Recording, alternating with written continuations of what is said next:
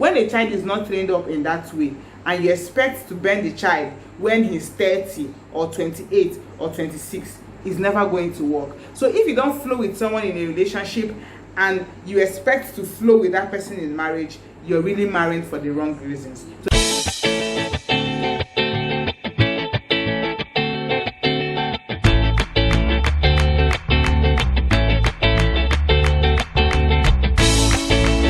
Hey guys, and welcome back to my channel. It's your girl Dinma Obiekwe. As always, I'm a Port Harcourt based YouTuber here in Nigeria, and if this is the first time you are seeing my face, if this is the first time you're seeing my video, please don't forget to subscribe, don't forget to like, don't forget to comment and share this video with your family and friends. And if you are a returning subscriber, thank you for always coming back. I rep you.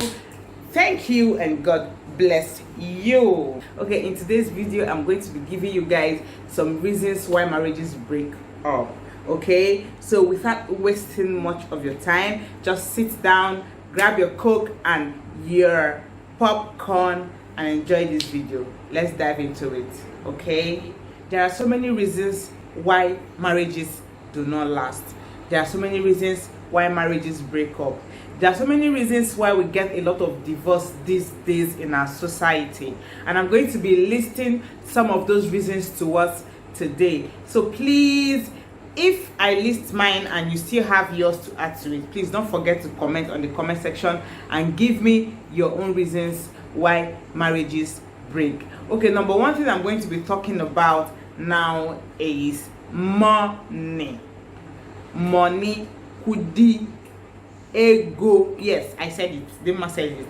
Money is one of the reasons why marriages do not last. Okay, I'm going to be explaining that in a few sentences, and I hope you understand what I'm trying to say. Yes, I said money because money can actually make married couples crazy, because money touches every part of people's lives. Okay, so that is why I said money is one of the reasons why marriages break up. No matter how much money a man may have, a woman may have, our needs are just so many that sometimes the money we have ain't enough.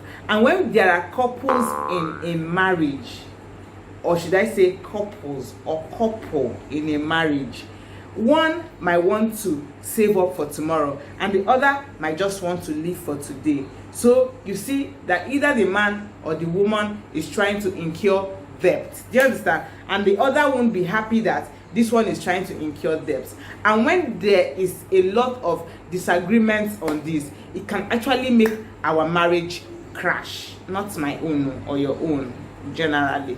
You understand what I'm saying? So we're going to the number 2 point, which is lack of intimacy. I know so now. Yeah, don't stand. Everybody's ear is standing now. Lack of intimacy.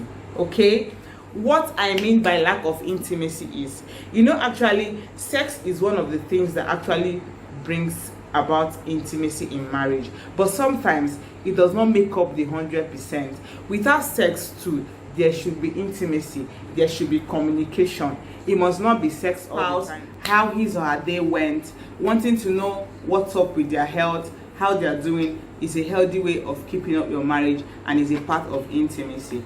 When things like this drift apart, knowing how they are, looking at them, knowing if they are hiding any nagging aches and pain, knowing if they are feeling bad in any way, knowing how their long day went, when you don't ask to find out how these things when you don't find out English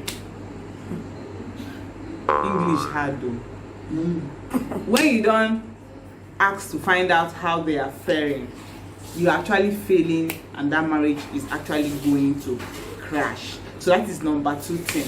The number 3 thing we're going to be talking about is this one is just everywhere. It is just everywhere. The number 3 thing I'm going to be talking about, what is wrong with my tongue? The number 3 thing I'm going to be talking about is domestic abuse. A lot of people think that domestic abuse is the only thing that actually causes rift and marriage is breaking up. No, another thing is financial abuse, and emotional abuse.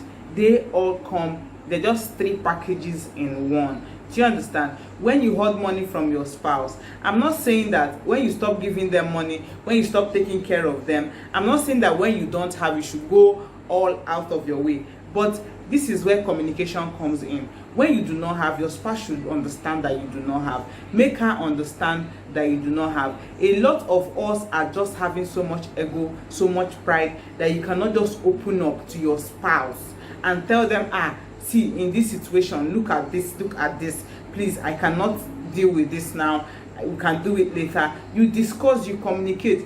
Try to let them know that I don't have this money now, but we can actually do these things later. But you don't act like you have the money I don't want to give out. Don't make them believe that. Don't kill the trust you have in your marriage. That is the part for financial abuse. Then when it comes to emotional abuse, think of the things you say to your spouse. Before you open your mouth to voice it out, try to chew it yourself. Know how it tastes before you give it out to the next person beside you. Okay, abuse can not just be directed to your spouse. In most cases, it's also directed to the children, to the aunties, the uncles, the grandparents that live with us in our homes. This abuse can actually be directed to them also. So it's not just spouse. Marriages can also break up. This is my number 4th point. Marriages can also break up when you marry for the wrong reason. You know, it's a lot of persons feel, I don't know if they watch movies a lot.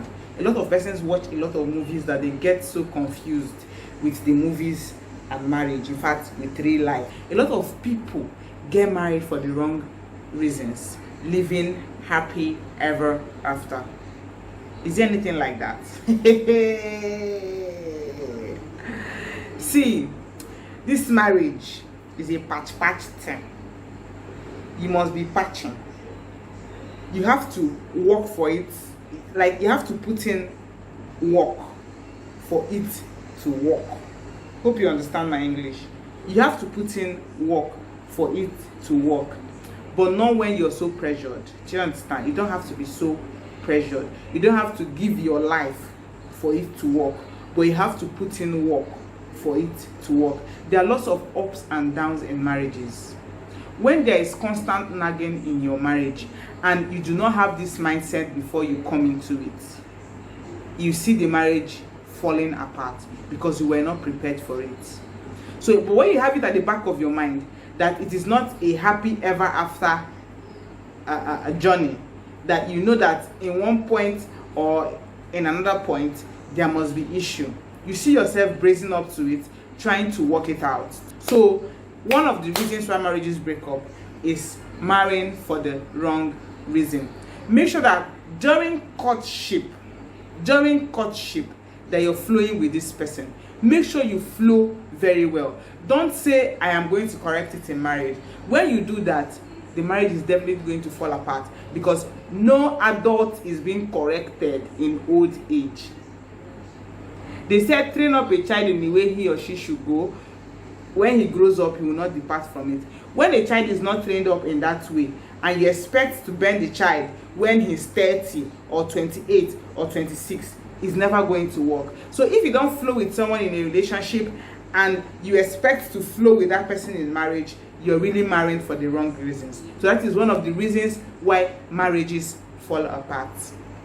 And one of the things I'm going to be talking about, my 5th and final point for the sake of this video, is lack of communication. I didn't want to start with it because that one is already, is always hammering all over, like hammering and hammering and hammering. Lack of communication is one of the issues we have in marriages. When you don't communicate with your spouse in any way, that marriage is dead. It is dead and dead and dead, if there's any word like that. So when there is lack of communication, the marriage is already gone. So learn to communicate. Make sure you communicate during courtship. Learn to set the rules you want in your marriage during courtship.